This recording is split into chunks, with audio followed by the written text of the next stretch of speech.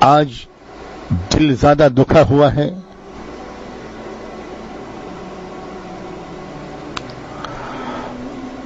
اس لیے اس دعا کے ساتھ مجھے بات شروع کرنا چاہیے کہ اللہ تعالیٰ مجھے سنبھل کر بات کہنے کی توفیق عطا فرمائیں. بات تو پوری کہوں اور حق کی کہوں، لیکن انداز ایسا ہو کہ نفس و شیطان سننے والوں اور سننے والیوں کے دل و دماغ میں رکاوٹ نہ ڈال پائے، اور ہر شخص اس طرح اس بات کو سنے کہ جس طرح وہ تنہا اس کا مخاطب ہے.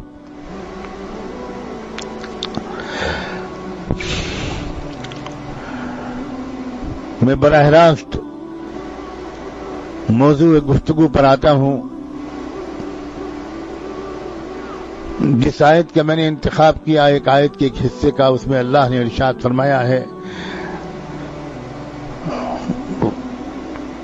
اولین ایمان والوں کو مخاطب کر کے، اور وہ خطاب ہر دور کے علماء، ہر دور کے مسلمانوں، ہر دور کے ایمان والوں اور ایمان والیوں کے لیے زندہ جاوید خطاب ہے. اس میں اللہ نے ارشاد فرمایا ہے کہ وَإِن تَتَوَلَّوْا يَسْتَبْدِلْ قَوْمًا غَيْرَكُمْ، تم اگر اپنی ذمہ داریوں کو ادا نہیں کرو گے، تم اگر اپنی اجتماعی ذمہ داریوں سے منہ پھیر لو گے، تم اگر اپنے ذاتی مفاد کو انسانیت کے اور ملت کے مفاد پر ترجیح دو گے،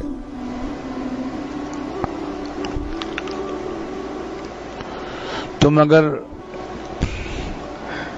عہد وفا کو نبھانے کے بجائے بے وفائی کا راستہ اختیار کرو گے، تو تم کو ہٹا دیا جائے گا، تم کو معزول کر دیا جائے گا، تم کو بدل دیا جائے گا، اور تمہاری جگہ پر کچھ دوسرے لوگوں کو لے آیا جائے گا، اور وہ ایسے ہوں گے کہ وہ تمہاری طرح کے نہیں ہوں گے. ثم لا يكونوا امثالكم. ہماری یہ بے حسی ہی ہے اور سنگ دلی کہ ایسی آیتیں ہمارے کانوں میں پڑتی ہیں اور ہمارے اندر کوئی لرزہ نہیں آتا، کوئی فکر مجھے نہیں ہوتی کہ اللہ یہ آپ کیا فرما رہے ہیں. ایک ایک بھائی اور بہن جو اس بات کو سنے، وہ اس طرح اس بات پر غور کرے کہ جیسے اللہ تنہا اس سے یہ بات کہہ رہا ہے، اور یہ کہنے والا سب سے زیادہ اس کا محتاج ہے، کہ وہ اس کو اس طرح پر اس پر غور کرے، اس کو اس طرح سنے پڑھے کہ وہ یہ سمجھے کہ سب سے پہلے سب سے زیادہ اللہ اس کو یہ دھمکی دے رہا ہے، اسے یہ وعید سنا رہا ہے، ڈسمس کر دیے جاؤ گے تم، بدل دیے جاؤ گے تم، ہمیں تمہاری کوئی ضرورت نہیں ہے. تم چاہے جتنے بڑے بڑے مدرسے چلا رہے ہو، تم چاہے جتنی کتابوں کے مصنف ہو، کتنے بڑے بڑے بزرگوں کے خلیفہ ہو،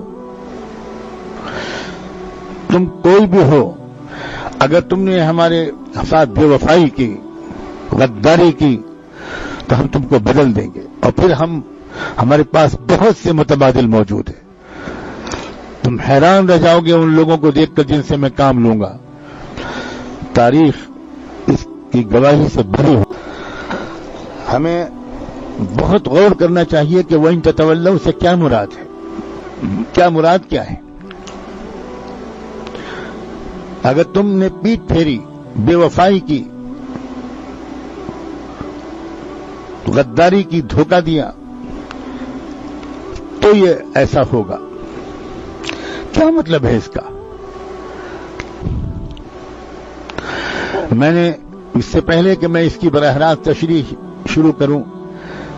میں نے وہ حدیث جو میں نے آج پڑھی ہے لرزتے اور کانپتے ہوئے،